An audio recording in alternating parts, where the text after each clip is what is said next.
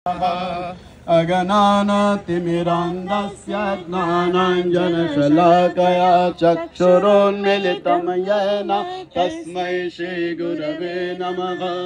गुरुर्ब्रह्मा गुरुर्विष्णु गुरुर्देवो महेश्वरः गुरुर्साक्षात् परब्रह्म तस्मै श्रीगुरवे नमः। स्थावरं जङ्गमं व्याप्तं यत् किञ्चित् सचराचरं तत्पदं दर्शितं येन तस्मै श्रीगुरवे नमः।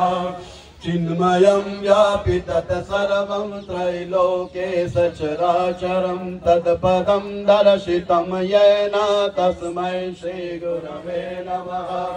सर्वश्रुति शिरोरत्न विराजित पदाम्बुज वेदान्ताम्बुज सूर्यो यस्तस्मै श्रीगुरवे नमः।